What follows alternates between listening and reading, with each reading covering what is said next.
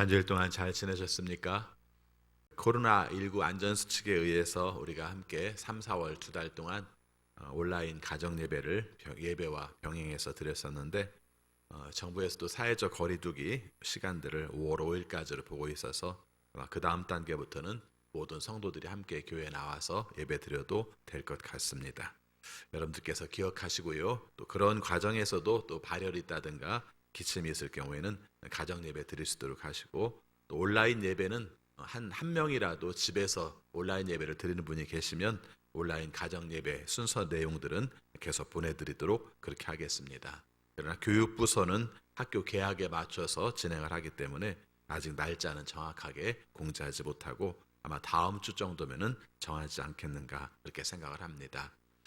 그리고 오늘 컬럼에 주사랑교회 개척을 위한 십시일반 헌금에 관한 내용들을 제가 좀 실었습니다. 여러분들께서 기억하시고 어려운 때지만 또 어렵게 개척하시는 목사님 돕는 일이니까 여러분들께서 함께 많이 동참해 주시면 고맙겠습니다. 헌금은 다음 주일 날 낮예배 시간에 하도록 하겠습니다. 교회 대청소를 다음 주 토요일 날 오전 10시부터 하려고 합니다. 여러분들께서 많이 나오셔서 함께 참여해 주시기를 바라겠습니다.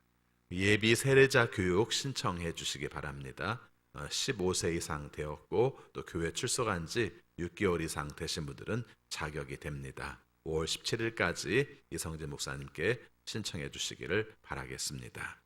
교육부서 예배 재개 준비를 위한 교사 릴레이 기도회가 지금 계속 진행되고 있습니다. 여러분들께서도 함께 우리 선생님들을 위하여 교육부서를 위해서 함께 기도해 주시기를 바라겠습니다. 지난 주일에 사순절 신약성경 통독자들에게 선물을 드린다고 말씀을 드렸는데 안 찾아가신 분이 많으신 것 같아요. 그래서 지난주 명단에 올라가신 분들, 또 이번 주에 추가로 명단에 올라가신 분들은 사무실에서 기념품을 받아가시기 바라겠습니다. 오늘 공동식사 쌀을 커피 대접은 박병인 권사님께서 하셨고요. 강단 화부는 5월 전체 지금 여기에 기재한 겁니다. 박병인 권사님, 정반산 권사님, 한영숙 권사님, 이정희 권사님께서 각각 하나님 앞에 봉헌을 했습니다. 그리고 작은 교회를 위한 코칭넷 모임이 이번 주 금요일 날 우리 교회에서 있습니다. 우리 작은 교회 목사님들을 위해서 함께 기도해 주시고 또 영적으로나 육적으로나 강건할 수 있도록 작은 교회 목사님들을 위해서 함께 기도해 주시기를 바라겠습니다. 우리 함께 인사하겠습니다. 주님의 이름으로 사랑합니다. 주님의 이름으로 사랑합니다. 우리 다시 한번 인사하겠습니다. 기쁨으로 예배드립시다. 다 같이 묵상 기도하심으로 주일 낮 예배 하나님께 드리겠습니다.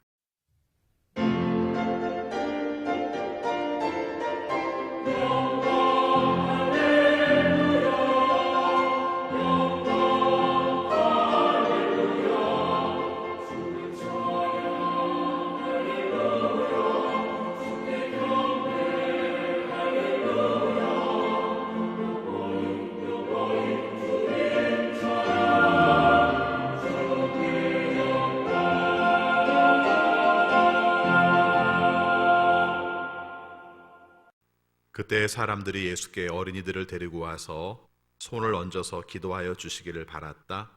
그런데 제자들이 그들을 꾸짖었다. 그러나 예수께서 말씀하셨다.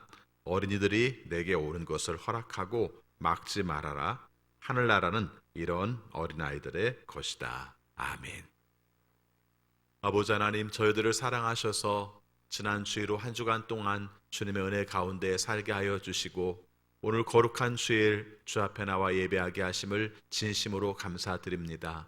하나님께 부름받은 사람들마다 영과 진리로 예배하라고 말씀하셨는데 오늘 주님 앞에 온전히 예배드리고 싶습니다. 성령의 충만함을 경험하게 하시고 하나님의 임재하심을 경험하여 하나님 앞에 예배하는 우리 모두가 되게 하여 주옵소서. 아버지, 주가 원하시는 뜻대로 살려고 노력하였지만 주님 앞에 섰을 때에 우리가 온전하지 못함을 주 앞에 고백합니다. 우리의 죄를 용서하여 주시고 새 마음을 지어 주셔서 하나님 앞에 온전히 예배할 수 있는 우리 모두가 되게 하여 주옵소서. 예수 그리스도 이름으로 기원하옵나이다. 아멘. 다 같이 일어나셔서 경배 찬송 28장 거룩하신 하나님 이어서 부르시겠습니다.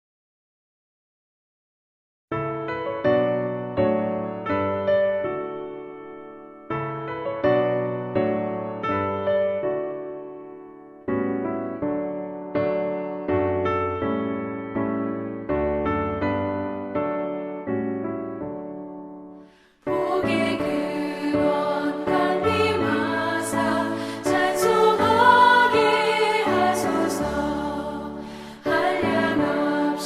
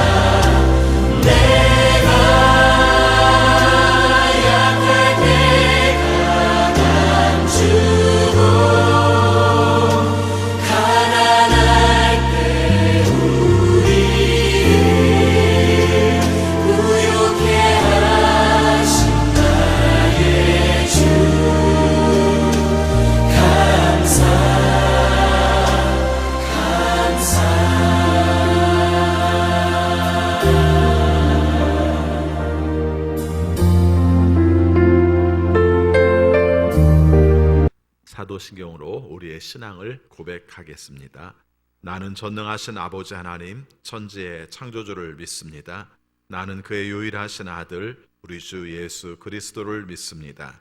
그는 성령으로 잉태되어 동정녀 마리아에게서 나시고 본디오 빌라도에게 고난을 받아 십자가에 못 박혀 죽으시고 장사된 지 사흘 만에 죽은 자 가운데에서 다시 살아나셨으며 하늘에 오르시어 전능하신 아버지 하나님 우편에 앉아 계시다가 거기로부터 살아있는 자와 죽은 자를 심판하러 오십니다.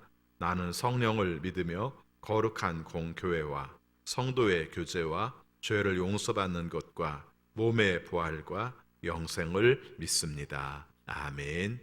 자리에 앉으시겠습니다. 이 시간 함께 기도하실 때 오미선 집사님 기도 인도하시겠습니다.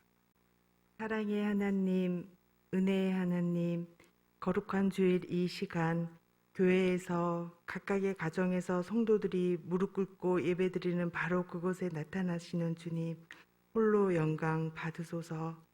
온 마음과 온 뜻을 다하여 예배를 드림으로써 참 평안을 누리는 시간이 되기를 바라옵니다. 주님, 지난 한 주간 늘 말씀을 기억하고 기도하는 삶을 살고자 하였지만 우리의 연약함으로 세상에 묻혀 잊어버리는 삶을 살았습니다. 세상 속에 있으면서 내가 중심이 되는 시간이었습니다. 다시 주님 앞에 서 있는 이 시간 회개하오니 용서하여 주시옵소서. 주님, 코로나19로 인하여 우리의 삶은 너무나 많은 변화를 겪었습니다. 지난 2달여 시간 동안 우리의 일상은 멈췄습니다. 저희의 죄를 돌아보게 하시고 앞을 알 수 없는 저희에게 주님은 손을 내밀어 주셨습니다. 주님의 손길에 의지하여 그 시간을 견뎌낼 수 있었습니다. 자비로우신 주님, 연약한 저희를 긍휼히 여기사 지난 시간을 뒤로하고 조금씩 일상을 회복하고 있습니다.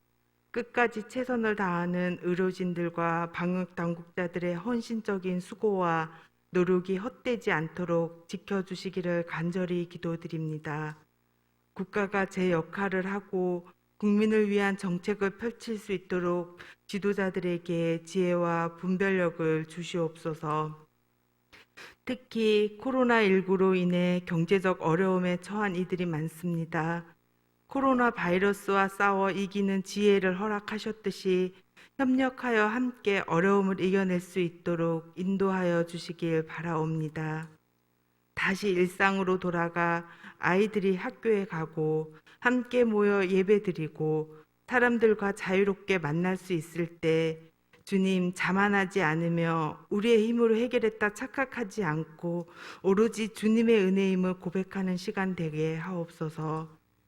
가난하고 힘든 이웃들, 낮은 자를 더욱 사랑하시는 주님, 이천 물류창고 화재로 인하여 어렵고 힘든 우리의 이웃들이 목숨을 잃었습니다. 유가족들의 아픔을 저희가 이해하고 헤아릴 수가 없습니다. 그들을 긍휼히 여기시어 가족을 잃은 아픔을 보듬어 주시고 치유하여 주시기를 간구하옵니다. 또한 병마와 싸우고 있는 이와 함께 하셔서 그들이 지치지 않고 포기하지 않고 오로지 주님의 치유의 능력을 경험하는 시간 되게 하옵소서. 오늘 이 예배의 자리를 위해 수고하는 이들을 기억하시고 축복하여 주시기를 간구하옵니다. 말씀을 전하시는 김동호 목사님과 함께 하셔서 영육간의 강건함을 더하여 주시옵고 성령 충만함으로 권능의 말씀을 선포하실 때 그 말씀이 우리 마음밭에 제대로 안착되기를 원하옵니다. 언제나 우리의 삶과 동행하시는 우리 주 예수 그리스도의 이름으로 기도드립니다. 아멘.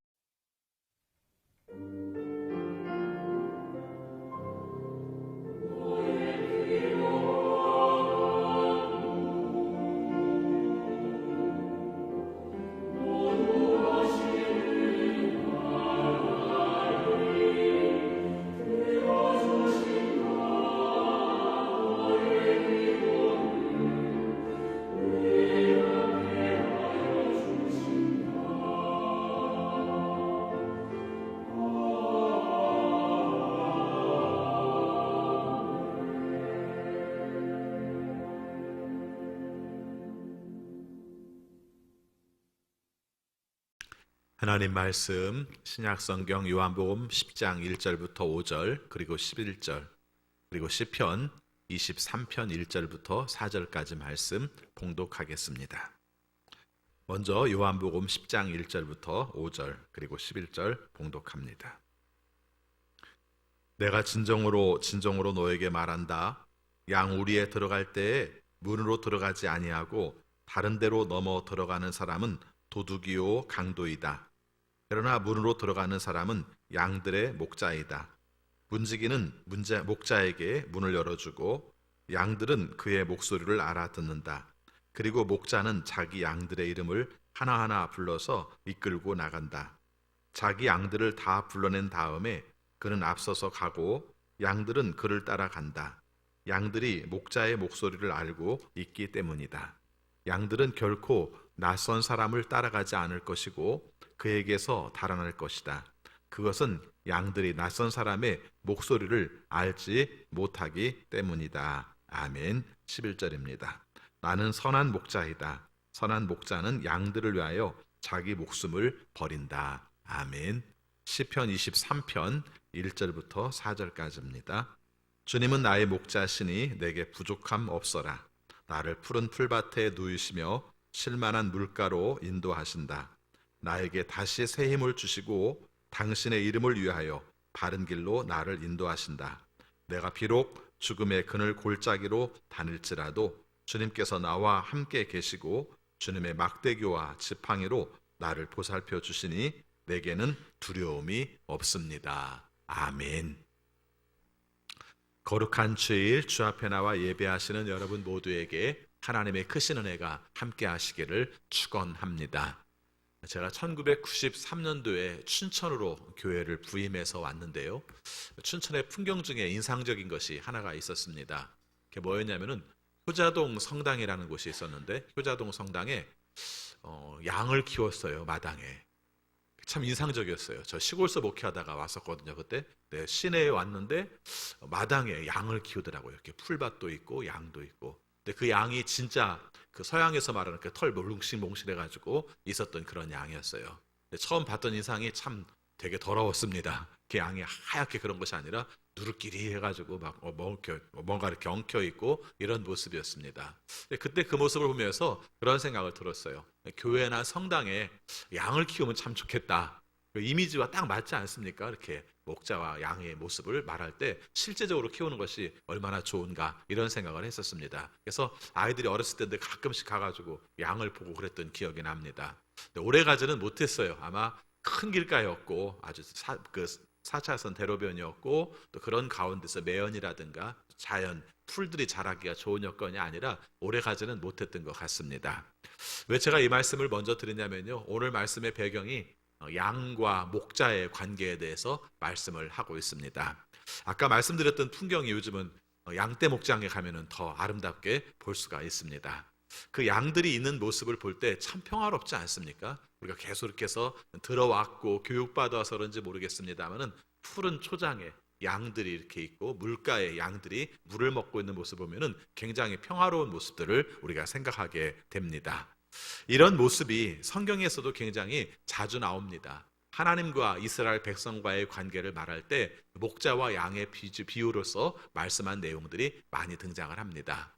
근데 성경에 보면은 하나님과 성도의 관계만 우리가 목자와 양으로 표현한 것이 아니라 의외로 지도자들을 말할 때 목자로서 표현한 경우들이 참 많이 있습니다. 그래서 왕을 표현할 때도 쓰고요. 또 이렇게 대제사장을 표현할 때도 쓰고요. 정치적으로 어떤 역할을 감당하는 관료들을 말할 때도 그 단어들을 쓰고 있습니다. 그래서 잘 이끌어줘야 그 사람들이 잘 설 수 있도록 하는 그런 목들은 다 목자로서 표현을 하고 있습니다.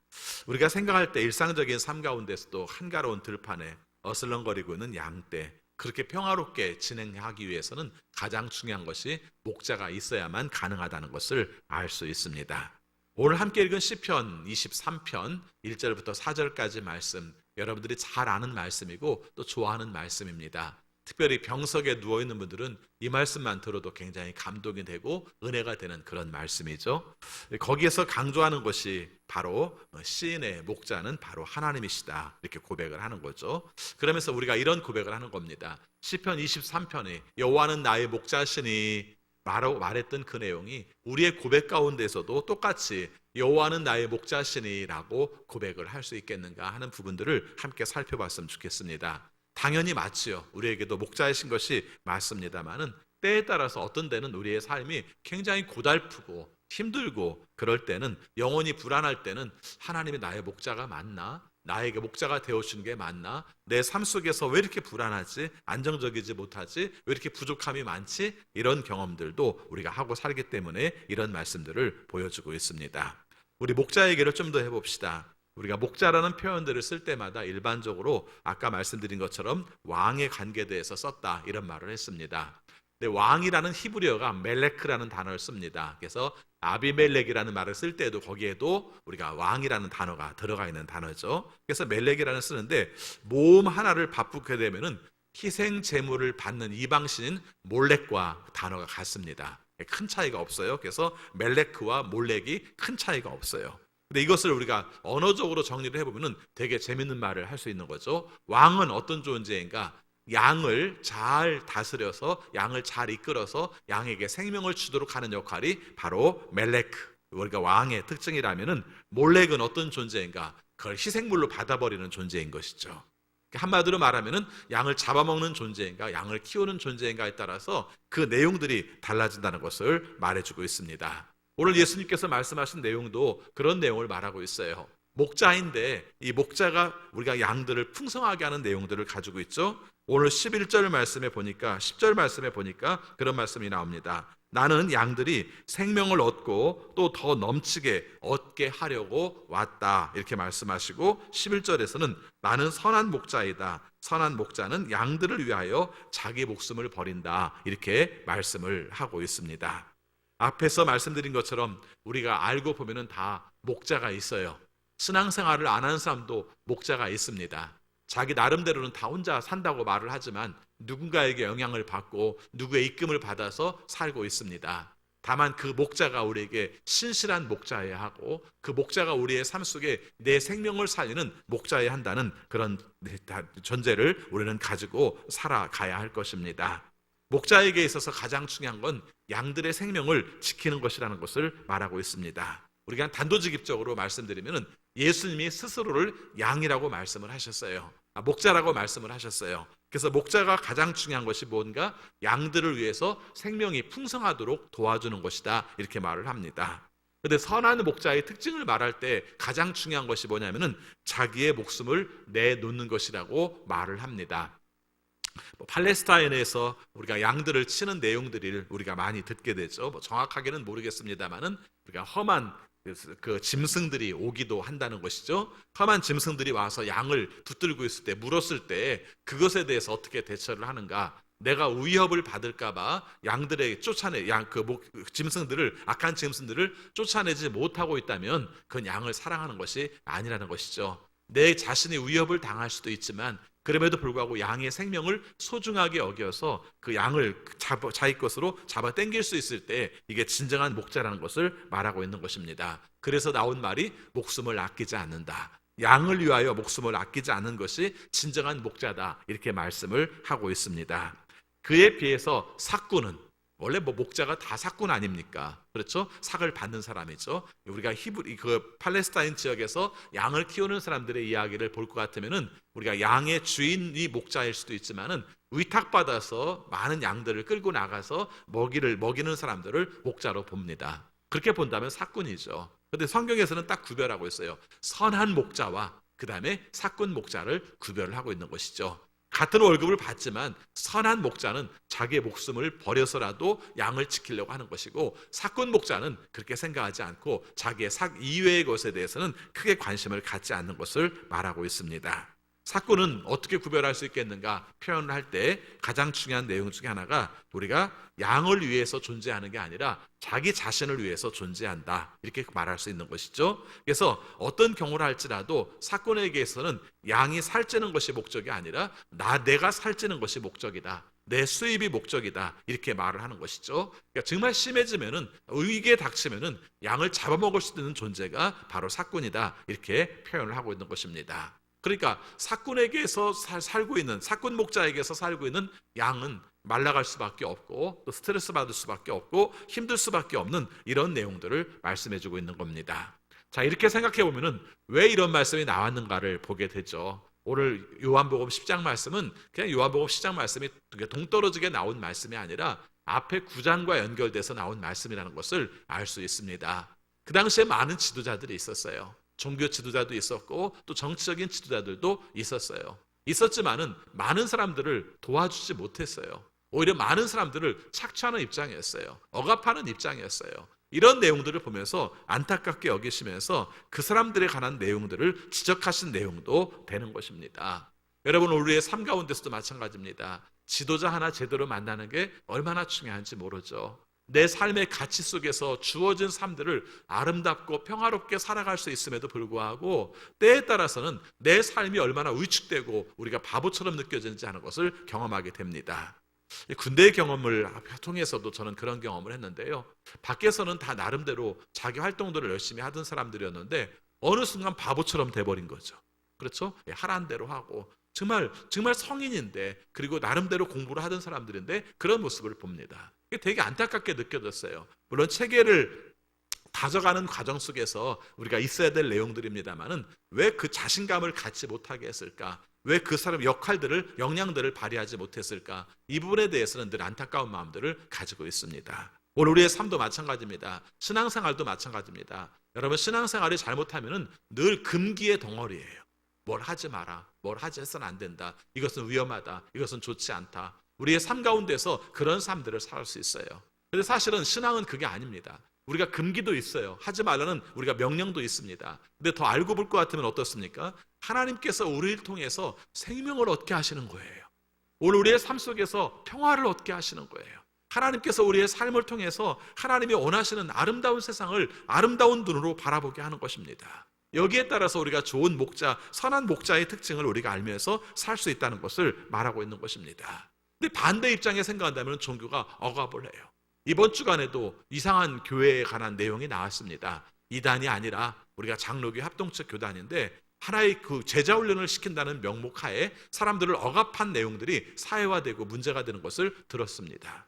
왜 그렇게 했을까? 뭔가 좀 체계적이고 뭔가 합당하게, 그래서 뭔가 좀 질서 있게 움직인다는 명목은 좋은데 사람을 자유롭지 못하게 하는 내용들은 그건 진리로서 할 것은 아니지 않겠는가? 이런 안타까움을 가졌습니다.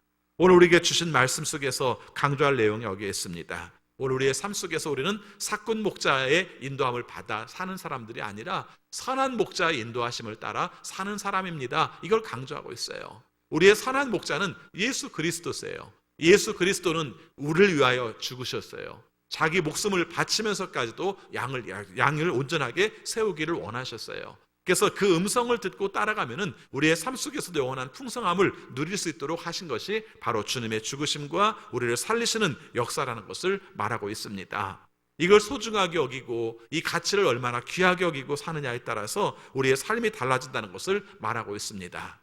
주님은 우리가 억압 가운데 살기를 원하지 않으세요. 주님, 우리가 갈등 가운데 살기를 원하지 않으시고요, 주님, 우리가 불안함 가운데 살기를 원하지 않으세요. 종교라는 이름이 우리의 삶 속에 억압이 되는 것이 아니라 평화가 되고 주님이 주시는 은혜가 되고, 그래서 우리의 삶 속에 감사가 되기를 원하신다면 그 삶을 온전하게 이루어가는 것은 소중할 것입니다.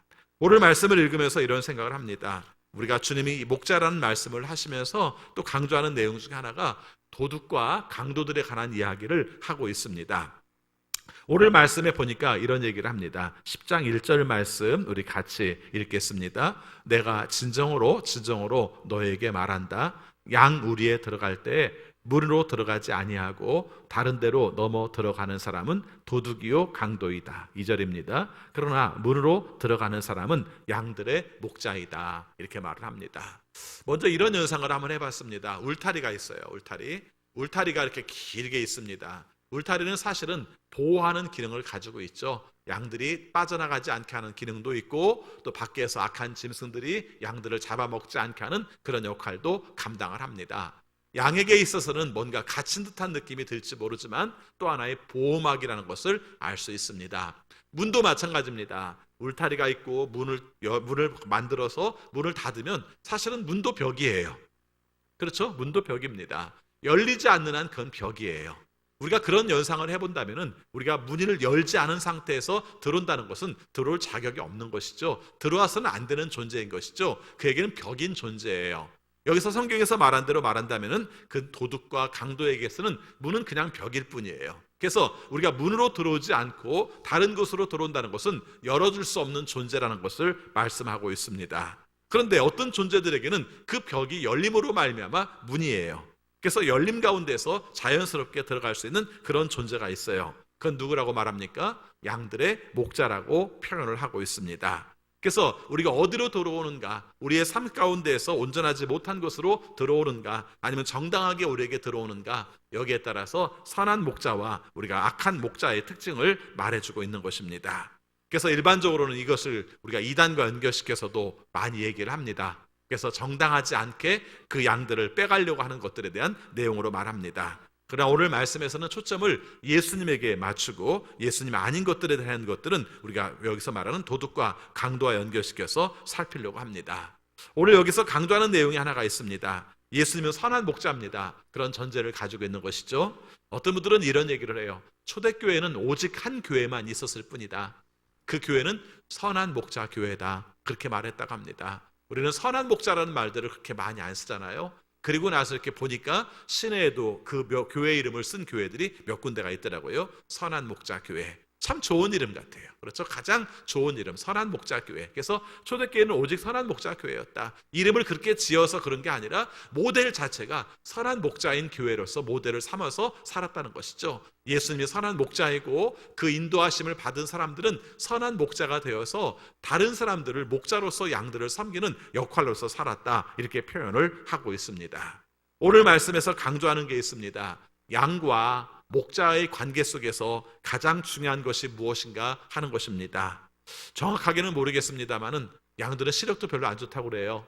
그래서 우리가 양이 목자들을 눈으로 알아보지는 못한다고 합니다. 그래서 우리가 다닐 때에도 우리가 함께 따라서 양을 말할 때 특징을 말할 때마다 따라가는 존재, 앞에 있는 양의 꼬리를 보면서 따라가는 존재, 이렇게 얘기를 합니다. 그런데 목자와의 관계 속에서 이것을 어떻게 구별하는가라고 말할 때 성경에서 이렇게 표현하고 있습니다. 3절 말씀입니다. 같이 있습니다. 문지기는 목자에게 문을 열어주고 양들은 그의 목소리를 알아듣는다. 그리고 목자는 자기 양들의 이름을 하나하나 불러서 이끌고 나간다. 4절입니다. 자기 양들을 다 불러낸 다음에 그는 앞서서 가고 양들은 그를 따라간다. 양들이 목자의 목소리를 알고 있기 때문이다. 이 3절 4절 말씀을 보면은 가장 특징적으로 말한 내용 중에 하나가 목소리를 안다는 거예요. 그렇죠? 목소리를 안다는 거죠. 양의 특징은 딱 하나, 그냥 목자의 목소리를 안다. 그 목소리에 따라서 함께 산다 하는 것을 말하고 있습니다. 팔레스타인의 지형에서 양들을 키울 때 보면은 이렇게 울타리를 딱 쳐놓고 여기는 우리 양, 여기는 우리 양 이렇게만 키우는 게 아니라 우리가 밤에 들어올 때는 다 우리에다가 들어놓지만은 보통 낮에는 방목에서 키운다고 말합니다. 그러면은 A 집의 양과 B 집의 양이 섞일 게 아닙니까? 그렇죠? 섞이겠죠. 우리가 지금처럼 이렇게 귀에다가 뚫어가지고 이렇게 라벨을 붙여가지고 살듯이 때도 아니라고 생각한다면은 이것을 어떻게 알겠는가 하는 것인데 놀라웠게도 목소리로 구별을 한다는 것입니다. 그렇죠? 그래서 우리가 A 집의 목자가 우리가 자기 양들을 불러들이면 양의 이름들을 불러들이면 양들이 따라오고 B 집의 목자가 자기 양들을 불러들이면은 거기에 맞춰서 따라간다는 것입니다. 오늘 이 말씀은 신앙적인 의미 속에서도 굉장히 중요한 의미를 가지고 있습니다. 우리의 목자가 누구시죠? 예수님이십니다. 예수님이 우리의 목자라는 것을 안다면 예수님께서 하시는 말씀을 들을 수 있는, 다른 능력은 우리가 다 안 된다 할지라도, 우리가 다 부족하다 할지라도, 우리가 제대로 보지 못한다 할지라도 예수님의 음성을 듣고 예수님께서 원하시는 것을 우리가 따를 수 있을 때에 참된 목자의 길을 따라갈 수 있는 우리 모두가 되시기를 바라겠습니다. 우리가 살고 있는 시대 속에서 가치관이 혼란스러운 시대에 살고 있잖아요. 저도 마찬가지입니다. 코로나19의 정황으로 말미암아 순간순간 결정들을 내려야 될 때마다 결정이 참 쉽지가 않았어요. 비난하는 건 쉬운데 결정하는 건 어렵습니다. 그렇죠? 그래서 많은 비난을 받기도 하고, 누가 구체적으로 비난한 건 아닙니다만은 전반적인 분위기가 그런 모습들을 가지고 살잖아요. 근데 그런 가운데서 뭔가 결정해서 바른 방향으로 이끌어가는 것은 쉽지 않았어요. 그런데 우리가 한 가지 분명한 것은 주님의 음성을 들으면, 주님께서 우리에게 원하시는 것을 알면, 그래서 그것으로 말미암아 따르면 이것이 우리의 삶 가운데서 하나님께서 원하시는 길로 갈 수 있는 비결이라는 것을 말씀하고 있습니다. 여러분들에게 당부하고 싶습니다. 오늘 우리가 할 수 있는 일이 많지 않지만 어떤 경우를 할지라도 주님의 말씀을 들으시고요, 주님께서 원하시는 길을 따르시고요, 그로 말미암아 주님께서 원하시는 길을 제대로 갈 수 있는 우리 모두가 되시기를 바라겠습니다. 그래서 이렇게 살아갈 때 결국 우리의 삶 속에 가장 중요한 것은 선한 목자이신 예수님을 알고 그 목소리를 알고 그분을 따를 때 그 관계가 온전하게 형성되는 것을 말하고 있습니다.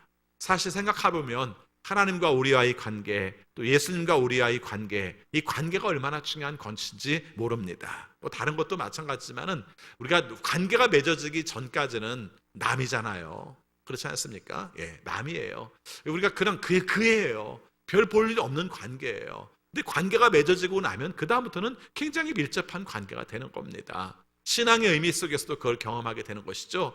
남들이 알을 때는, 밖에서 볼 때는 그냥 그 수많은 종교 중에 하나인 줄 알았어요. 그래서 우리가 선택하는 줄 알았어요. 종교를 선택하는 줄 알았어요. 그래서 그리스도교를 선택해서 우리가 사는 줄 알았어요. 근데 우리가 깨닫고 보니까, 관계를 맺고 보니까 그게 아니더라고요. 우리를 먼저 지어주신 분이 하나님이시고, 우리를 구원하신 분이 바로 하나님이시고, 구원을 위해서 십자가에 죽으신 분이 바로 예수 그리스도시고, 그로 말미암아 우리의 관계가 남남의 관계가 아니라 목숨을 바친 관계였고, 생명으로 살린 관계였고, 하나님의 자녀의 관계였고, 그리스도의 제자의 관계였다는 것을 경험하며 사는 것이죠. 이게 바로 우리의 삶 가운데서 얼마나 큰 기쁨으로 사느냐 하는 것입니다. 처음에 말씀드렸던 사꾼과 관계 속에는요, 사꾼과 양의 관계 속에는 양이 도구예요. 자기의 이익을 채우기 위한 수단이에요. 그래서 어떤 경우에는 버릴 수도 있어요. 그런데 목자와 양의 관계는 그게 아니더라는 거예요. 그 관계가 형성되고 나니까 버릴 수 없어요. 때에 따라서는 양으로 해서 목자가 목숨을 버리기도 해요. 그리고 우리의 삶 가운데서 그 양은 어떤 경우를 할지라도 그 목자의 음성을 듣고 살아요. 이게 우리의 신앙의 현 주소라는 것입니다. 너무 당연한 말을 제가 좀 특별한 말처럼 말하고 있습니다만은 아니요. 오늘 우리의 삶 가운데 깊이 생각해 본다면은 이걸 깨닫는 것이, 이걸 발견하는 것이 우리의 삶 속에 얼마나 소중한 것인지를 알고 살아야 할 것입니다. 주님에게만 답이 있고요, 주님에게만 우리가 은혜가 있고요, 주님을 통해서만 생명의 풍성함을 경험하게 되는 것입니다. 저는 오늘 함께 읽지는 않았습니다만은 본문 내용에 포함되는 요한복음 10장 10절 말씀을 읽으면서 그런 생각을 해요. 내가 온 것은 양으로 생명을 얻게 하고 더 풍성히 얻게 하려는 것이다 라는 말씀입니다. 여러분들에게 이 말을 이렇게 질문을 하고 싶어요. 여러분, 주님 안에서 생명을 얻으셨나요? 교리적 입장 속에서 공식적으로 말을 하니까 저는 얻은 것이 맞죠 라고 말하는 게 아니라, 정말 내 삶의 생명은 주님에게 있고 내 삶의 가치는 주님에게 있어서 내가 살아가는 삶의 활력은 바로 주님으로 말미암아 주시는 생명이라는 고백을 할 수 있는 여러분들이 되시기를 바랍니다. 외워서 하는 게 아니라 내가 경험되어짐으로 말미암아 경험했으면 좋겠어요. 여러분의 삶은 풍성하십니까? 지금 여기서 말하는 풍성함이라는 것이 어떤 것일까요? 물질이 많아서 풍성일까요? 건강해서 풍성일까요? 그것만은 아닌 것 같아요.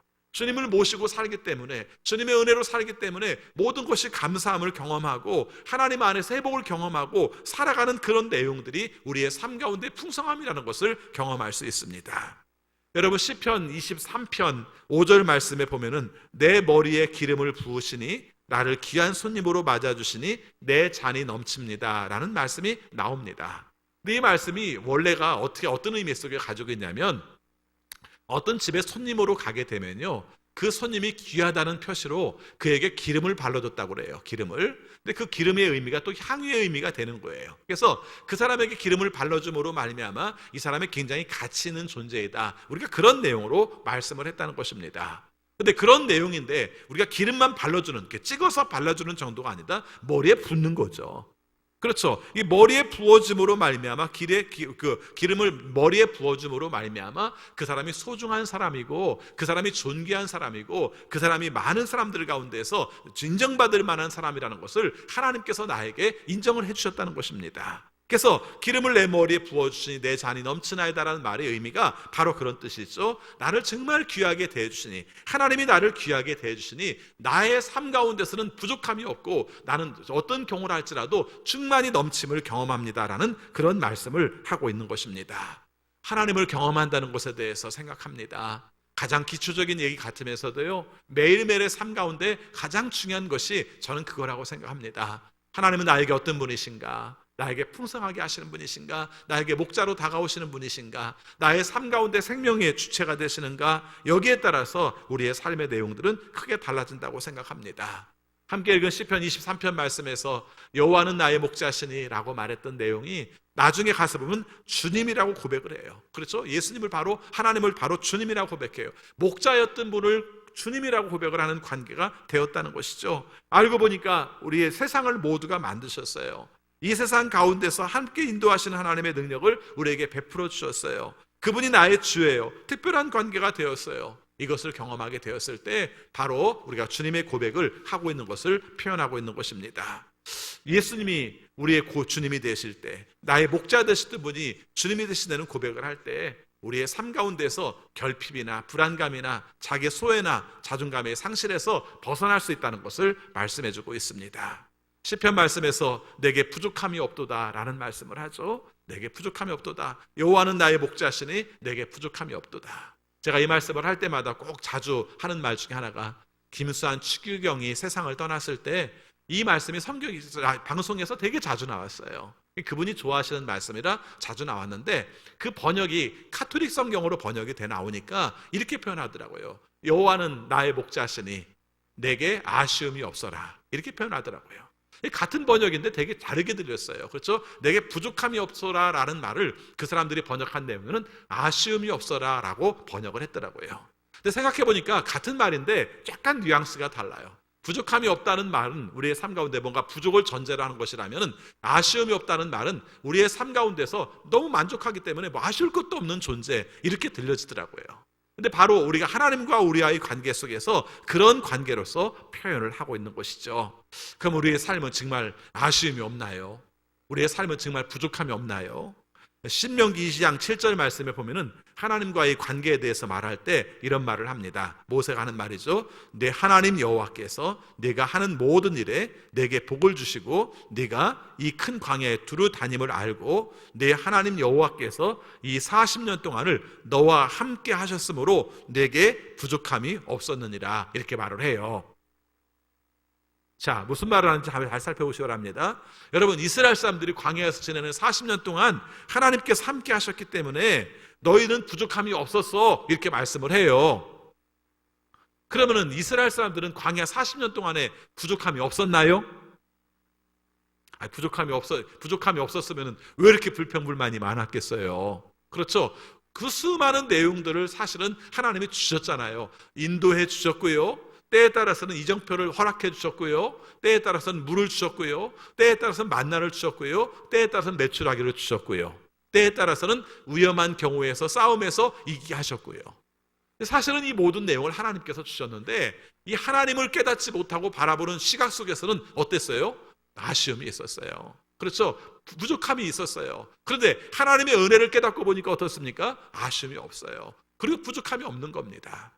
여러분들에게 이런 말씀을 드리고 싶습니다. 없는 데 있다고 하는 게 아니라 우리의 삶 가운데서 눈을 바라보는 시각에 따라서, 하나님이 우리에게 허락한 시각에 따라서 우리가 그 내용에 대한 부족함과 결핍이 아니라 주님께서 함께 하신 은혜와 사랑을 경험할 수 있다는 것을 말씀하고 있는 것입니다. 고린도후서 6장 8절과 10절 말씀을 보면은 사도 바울이 이런 고백을 해요. 이 말씀 한번 잘 들어보세요. 우리는 속이는 자 같으나 참되고 무명한 자 같으나 유명한 자고 죽은 자 같으나 보라 우리가 살아있고 징계를 받은 자 같으나 죽임을 당하지 아니하고 근심하는 자 같으나 항상 기뻐하고 가난한 자 같으나 많은 사람을 부유하게 하고 아무것도 없는 자 같으나 모든 것을 가진 자로다. 이렇게 고백합니다. 여러분, 이게 사도 바울이 주님을 마음에 모시고 살아가는 사람으로서 고백을 한 거예요. 남들이 볼 때는 보잘것도 없죠. 맨날 핍박받고요, 다른 사람들에게 박해당하고요, 때에 따라 배가 파손되기도 하고요, 때에 따라서는 다른 사람들에게 의해서 고난을 겪기도 하고요. 그래서 보잘것 없고 정말 의미가 없는 그런 존재처럼 보일지 모르지만 알고 보면 어떻습니까? 아니라는 것이죠. 나의 목자이신 주님을 만나고 보니까, 생명을 경험하고 보니까 세상의 다른 것으로 인해서 대체할 수 없는 기쁨과 그리고 충만함을 경험하고 산다는 것을 고백하고 있는 것입니다. 우리에게 머리로서 따지는 것이 아니라 우리의 가슴 속에 친히 함께 하시는 하나님의 풍성하심, 하나님께서 우리를 용납하심, 하나님께서 우리를 환대하심을 경험하게 될 때에 하나님의 놀라운 은혜를 경험하며 살 수 있다는 것을 말씀해 주고 있습니다. 참목자이신 주님이 여러분의 삶 가운데 크신 은혜가 되시기를 바랍니다. 저는 이 말씀이 사실은 굉장히 어려워요. 그렇죠? 가장 자주 쓰는 말이지만 그래서 어려워요. 요한복음 10장 1절부터 전체적인 나오는 내용에 볼 것 같으면 비유도 되게 많아요. 예수님은 목자이기도 하지만 또 예수님은 문이기도 해요. 그래서 양의 문이라는 말씀도 해요. 여기에서 갑자기 늑대도 나와요. 그렇죠? 악한 짐승도 나와요. 관계 속에서 사꾼도 나와요. 선한 목자도 나와요. 뭘 말하고자 하는 내용들이 굉장히 많아요. 그런데 가장 중요한 것은 주님은 나의 선한 목자다. 여기에 초점 맞추시면 돼요. 그것을 여러분이 경험하셨으면 좋겠어요. 주님의 역사하심, 주님의 손길, 주님께 사랑하시는 은혜가 우리의 삶 가운데 함께 하셨으면 좋겠어요. 이걸 경험하게 되면 우리의 삶 속에서 자신감을 갖게 되고 주님이 원하시는 활력을 얻게 되고 주가 원하시는 뜻을 이루면서 살아갈 수 있는 마음들을 갖게 되는 것입니다. 오늘 교회력 본문에 의하면 사도행전 2장 42절부터 47절까지 말씀도 오늘 교회력 본문 중에 하나입니다. 거기는 내용들이 그런 거예요. 초대교회 사람들이 함께 사도들이 전하는 말씀을 들었고, 그 다음에 성찬식을 했고, 그 다음에 기도했고, 그 다음에 교제했다. 이 네 가지 내용이 등장을 해요. 그 내용과 더불어서 강조하는 내용 중에 하나가 어떤 물건들을 네 것 내 것 구별하지 않고 서로 나누어 썼다. 심지어는 내 것을 팔아서 모든 사람들이 함께 공유할 수 있도록 했었다. 이런 말씀이 나옵니다. 사람들이 초대교회로 돌아가자라는 말을 할 때마다 제가 늘 반문을 합니다. 네 거 다 팔 수 있어? 모든 사람에게 나눠줄 수 있어? 함께 더불어 생활할 수 있어? 제가 이렇게 반문을 해요. 그렇죠? 제가 무슨 부정적으로 말하는 게 아니라 사실은 돌아가자고 한다고 돌아가지는 게 아니라 그 역사가 어떻게 이루어졌는지를 살펴보자는 겁니다. 초대교회는 그게 어떻게 가능했는데 지금은 왜 안 되느냐 하는 겁니다. 가장 큰 이유는 딱 하나입니다. 참된 목자이신, 선한 목자이신 예수님의 은혜를 경험하고 나면 내 삶 가운데 그것이 풍성해지고 그 풍성한 마음들이 다른 사람들에게 나눠져서 나도 알고 보면은 작은 선한 목자로서의 삶을 살고 있는 거죠. 우리가 지금 살아가야 될 삶의 가장 큰 목적이 거기 있습니다. 아까 오미선 지사님 기도하실 때도 말씀했습니다마는 사실은 코로나19를 통해서 우리에게 주신 교훈이 되게 많잖아요. 난 한국 사람들이 진짜 멋져요. 그렇죠? 여러분, 어떤 어려운 문제가 벌어질 때마다 함께 돕는 것들을 먼저 생각을 해요. 자신의 삶들이 어려워졌음에도 불구하고 함께 돕는 걸 먼저 생각해요. 저는 이거 신앙의 원리 속에서 굉장히 중요하다고 생각합니다. 어려우니까 돕죠. 근데 어려우니까 돕는데 돕는 나는 어렵지 않습니까? 똑같이 어렵죠. 그러나 그럼에도 불구하고 어려운 사람이 눈에 밟히고 거기에 대한 기도가 되고 그랬을 때 그것을 함께 돕는 마음이 사실은 이게 선한 목자의 마음이라는 거예요. 그러니까 우리의 삶은 선한 목자로 말미암아 변화되어서 마음이 따뜻해지고 그 마음으로 말미암아 또 하나의 작은 선한 목자가 되어서 다른 사람들을 돕는 사람을 살고 그때 바로 예수님께서 원하시는 기쁨을 경험하는 삶을 산다는 것입니다. 오늘 말씀 정리합니다. 예수님 우리의 선한 목자이십니다. 이 어려운 시기에 우리의 삶 속에 부족함은 많지만 아쉬움도 많지만 그러나 주님께서 선한 목자 되어주심으로 말미암아 그것으로 생명을 얻고 그것을 풍성함을 얻어서 우리의 삶 속에서도 주님이 원하시는 선한 목자의 삶을 경험할 뿐만 아니라 선한 목자로서의 나누는 삶들도 충족하게 이루어나갈 수 있는 우리 모두가 되시기를 바라겠습니다. 기도하겠습니다. 아버지, 오늘 선한 목자에 관한 말씀을 함께 나누었습니다.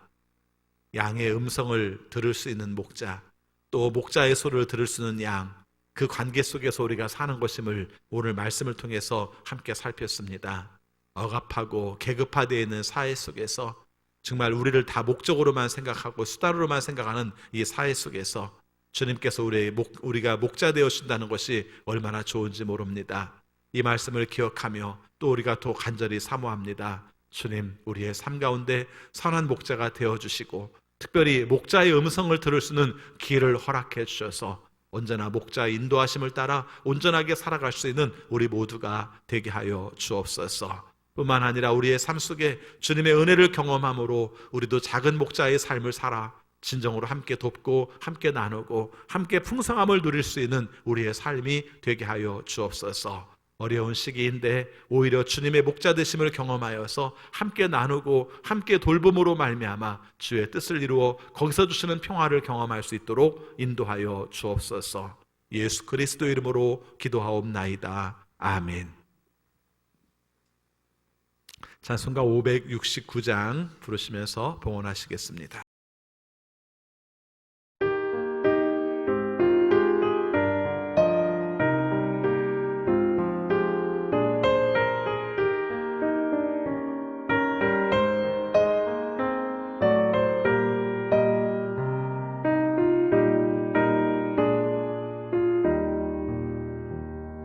선한 목자 되신 우리 주 항상 인도하시고 푸른 풀밭 좋은 곳에서 우리 먹여주소서. 선한 목자 곳에 주여 항상 인도하소서. 선한 목자 곳에 주여 항상 인도하소서. 양의 문이 되신 예수여 우리 영접하시고 길을 잃은 양의 무리를 항상 인도하소서. 선한 목자 곳에 주여 기도 들어주소서. 선한 목자 곳에 주여 기도 들어주소서.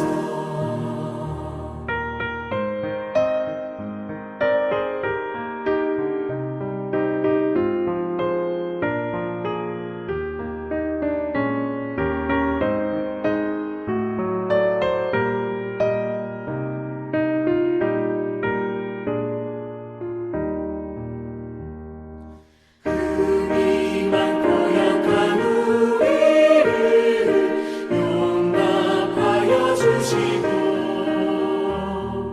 주의 넓고 크신 은혜로 자유 얻게 하셨네. 선한 목자 곳에 주여 지금 나아갑니다. 선한 목자 곳에 주여 지금 나아갑니다. 일찍 주의 뜻을 따라서 살아가게 하시고 주의 크신 사랑 베푸사 따라가게 하소서. 선한 목자 곳에 주여 항상 인도하소서. 선한 목자 곳에 주여 항상 인도하소서.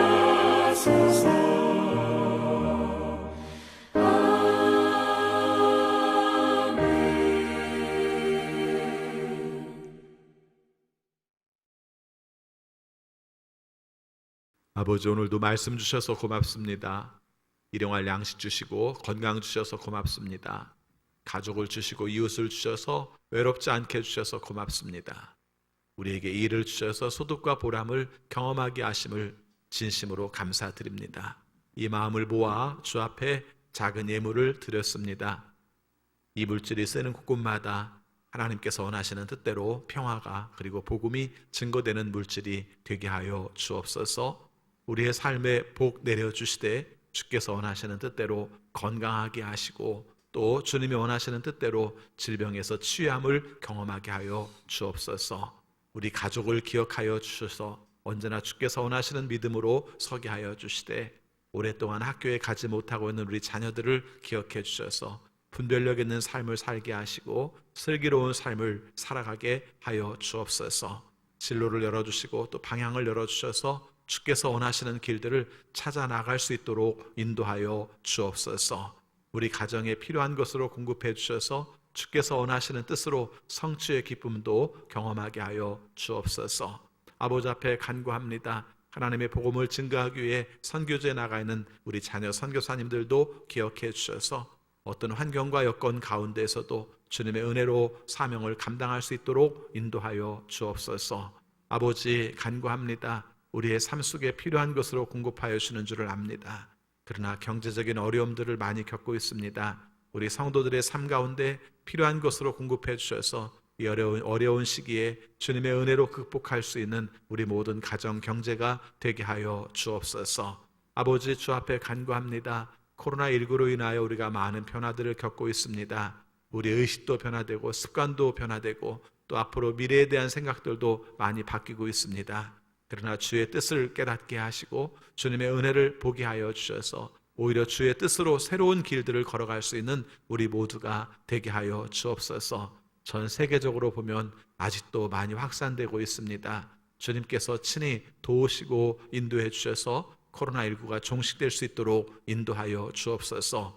또 백신과 치료제가 개발되어서 이 일들을 속히 막을 수 있도록 인도하여 주옵소서.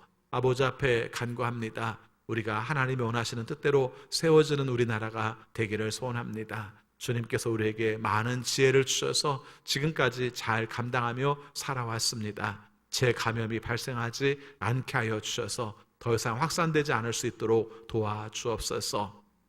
학교의 수업으로 인하여서 많은 어려움들을 겪고 있습니다. 주님께서 그 길도 지혜를 주셔서 잘 풀어나갈 수 있도록 인도하여 주옵소서.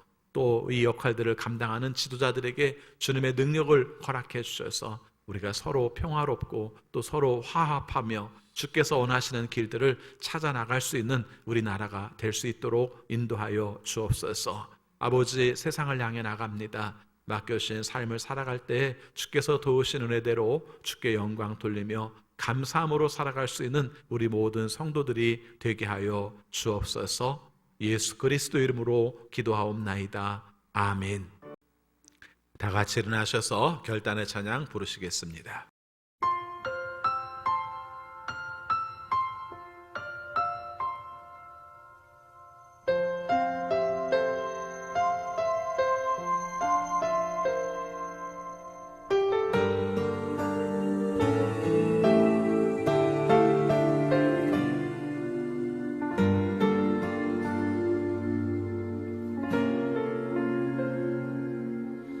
나의 모습 나의 소유 주님 앞에 모두 드립니다. 모든 아픔 모든 기쁨 내 모든 눈물 받아주소서.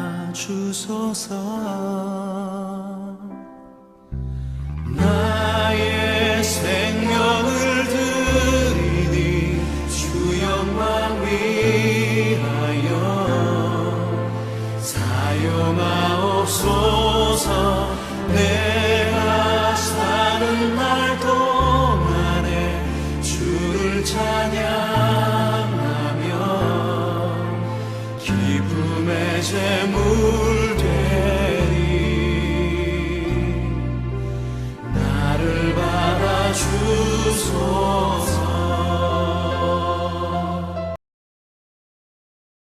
우리 주 예수 그리스도의 은혜와 거룩하신 하나님의 사랑하심과 성령님의 감화, 감동, 역사, 교통, 위로하심이 주의 뜻을 따라 선한 목자의 인도하심을 받고 살게 원하는 우리 모든 성도들에게 지금부터 영원까지 함께하옵시기를 축원하옵나이다. 아멘.